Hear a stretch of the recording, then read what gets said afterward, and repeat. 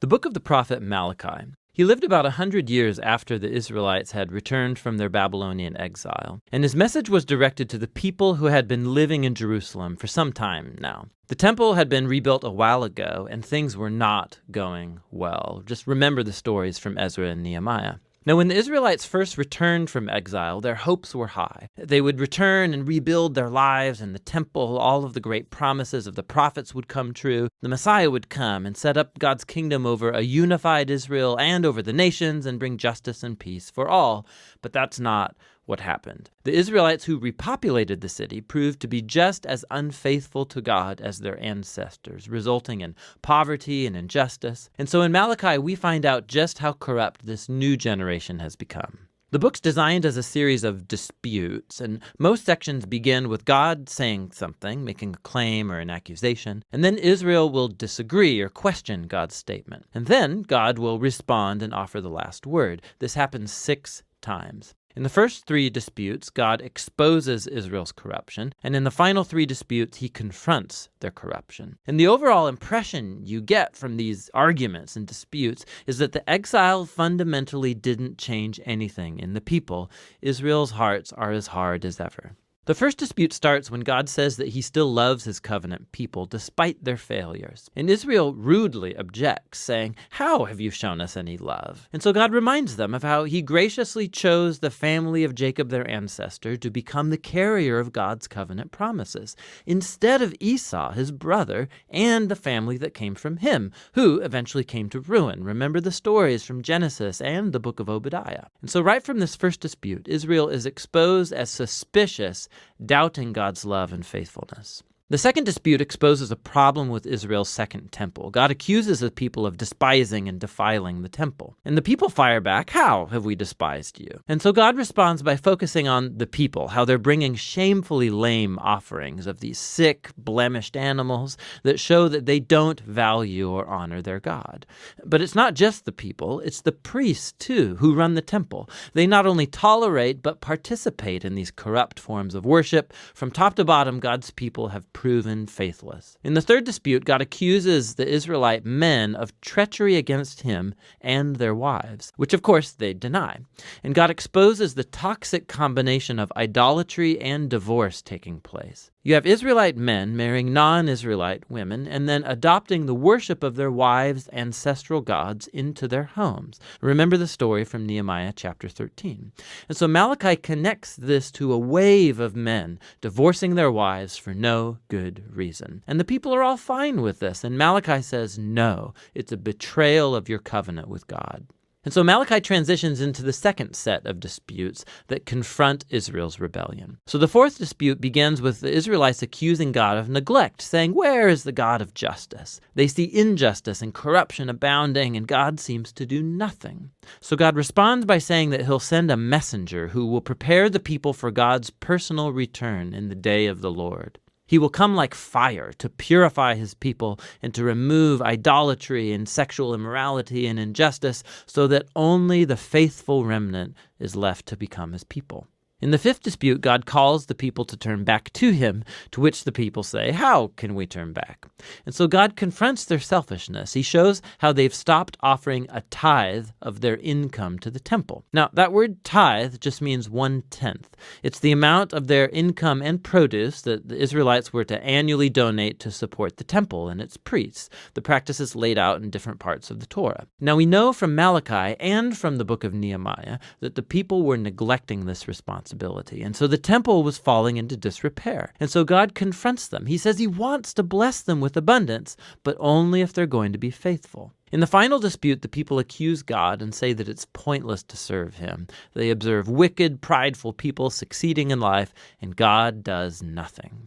And God's response, for the first time in the book, is not a speech, but rather a short story about the faithful remnant in Israel, people who fear the Lord, and they love to get together and talk about how to honor God and serve him. And so God orders that a scroll of remembrance be written for these people so that they can read the scroll and remember God's character and promises. Malachi, he's reflecting here on the divine gift of the scriptures, how they point us to the past to remember what God has done in order to inspire faithfulness and hope for the future. which leads to the conclusion of the book. It picks up and develops the imagery of the fourth dispute about the coming day of the Lord, but it develops it further. God says that he's appointed a day of purifying judgment that will consume the wicked from among his people. But what the conclusion adds is the future of the faithful remnant, because for them, the day of the Lord is not a threat, it's a cause for joy. It'll be like the rays of the rising sun that bring healing and life and hope for the future. And so Malachi's disputes come to a close, but there's still a bit more to this book.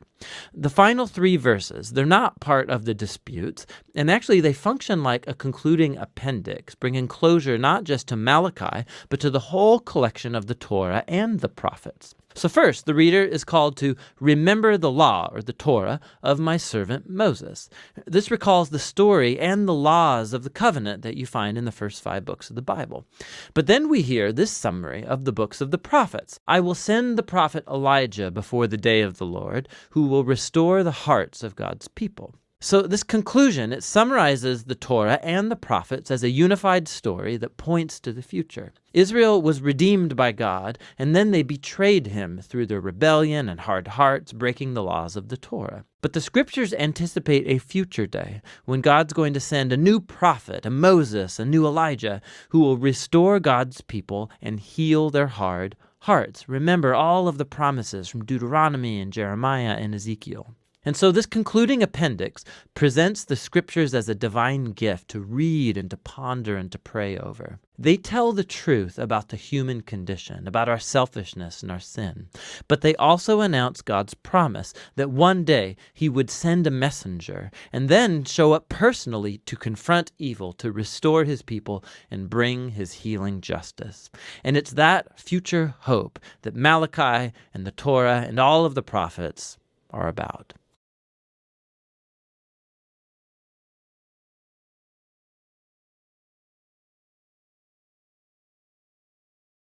Malachi, chapter 1.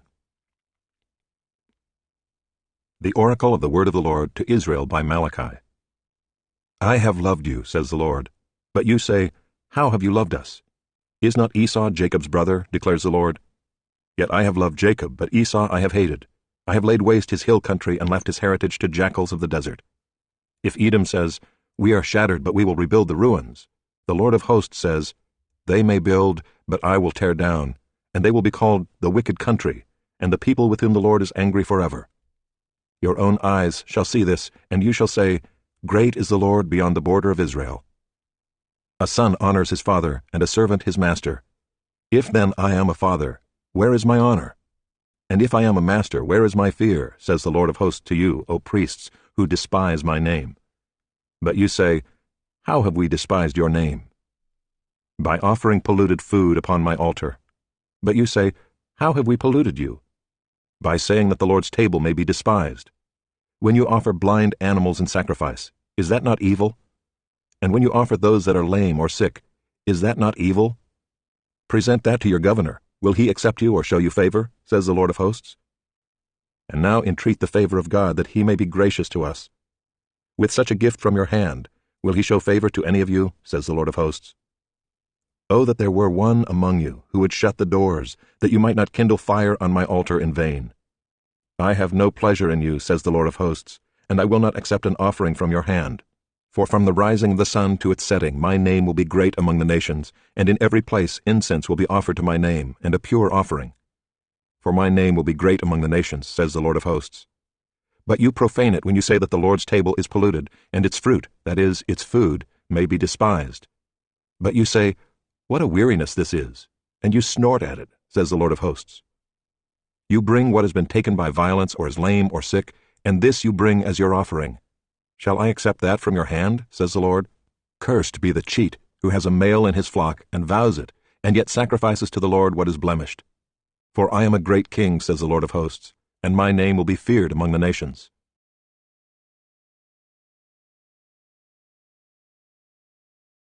Chapter 2. And now, O priests, this command is for you. If you will not listen, if you will not take it to heart to give honor to my name, says the Lord of hosts, then I will send the curse upon you, and I will curse your blessings. Indeed, I have already cursed them, because you do not lay it to heart. Behold, I will rebuke your offspring, and spread dung on your faces, the dung of your offerings, and you shall be taken away with it. So shall you know that I have sent this command to you, that my covenant with Levi may stand, says the Lord of hosts. My covenant with him was one of life and peace, and I gave them to him. It was a covenant of fear, and he feared me. He stood in awe of my name. True instruction was in his mouth, and no wrong was found on his lips. He walked with me in peace and uprightness, and he turned many from iniquity. For the lips of a priest should guard knowledge, and people should seek instruction from his mouth, for he is the messenger of the Lord of hosts. But you have turned aside from the way. You have caused many to stumble by your instruction. You have corrupted the covenant of Levi, says the Lord of hosts. And so I make you despised and abased before all the people, inasmuch as you do not keep my ways, but show partiality in your instruction. Have we not all one Father? Has not one God created us? Why then are we faithless to one another, profaning the covenant of our fathers? Judah has been faithless, and abomination has been committed in Israel and in Jerusalem. For Judah has profaned the sanctuary of the Lord, which he loves, and has married the daughter of a foreign god. May the Lord cut off from the tents of Jacob any descendant of the man who does this, who brings an offering to the Lord of hosts. And this second thing you do. You cover the Lord's altar with tears, with weeping and groaning, because he no longer regards the offering or accepts it with favor from your hand. But you say, Why does he not? Because the Lord was witness between you and the wife of your youth, to whom you have been faithless, though she is your companion and your wife by covenant. Did he not make them one, with a portion of the Spirit in their union? And what was the one God seeking? Godly offspring. So guard yourselves in your spirit, and let none of you be faithless to the wife of your youth. For the man who does not love his wife but divorces her, says the Lord, the God of Israel, covers his garment with violence, says the Lord of hosts. So guard yourselves in your spirit, and do not be faithless. You have wearied the Lord with your words, but you say, How have we wearied him? By saying, Everyone who does evil is good in the sight of the Lord, and he delights in them. Or by asking, Where is the God of justice?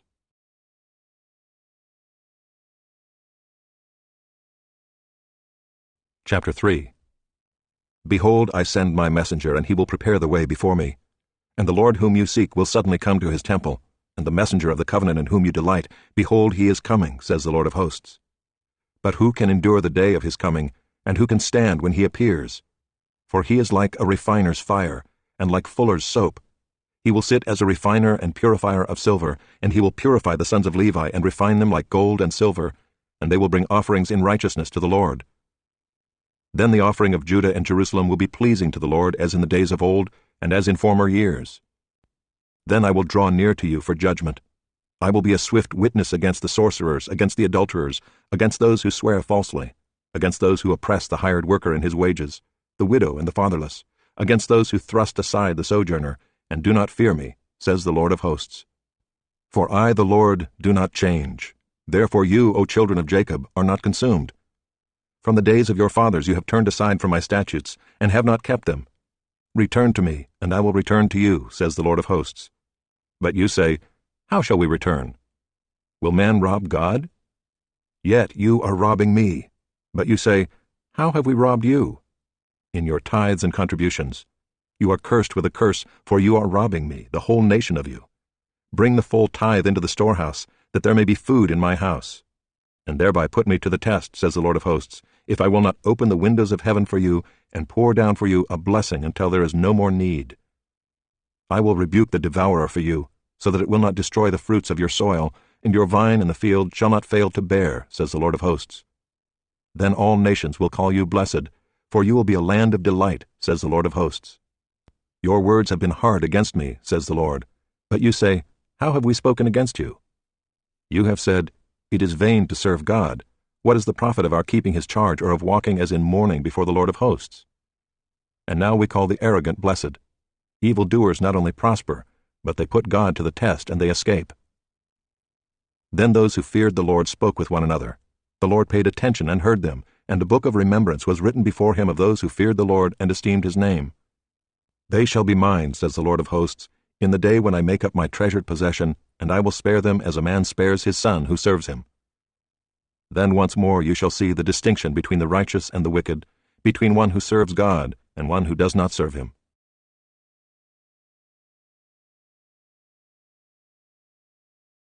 Chapter 4. For behold, the day is coming, burning like an oven, when all the arrogant and all evildoers will be stubble. The day that is coming shall set them ablaze, says the Lord of hosts, so that it will leave them neither root nor branch. But for you who fear my name, the Sun of Righteousness shall rise with healing in its wings. You shall go out leaping like calves from the stall, and you shall tread down the wicked, for they will be ashes under the soles of your feet on the day when I act, says the Lord of hosts. Remember the law of my servant Moses, the statutes and rules that I commanded him at Horeb for all Israel. Behold, I will send you Elijah the prophet before the great and awesome day of the Lord comes. And he will turn the hearts of fathers to their children, and the hearts of children to their fathers, lest I come and strike the land with a decree of utter destruction.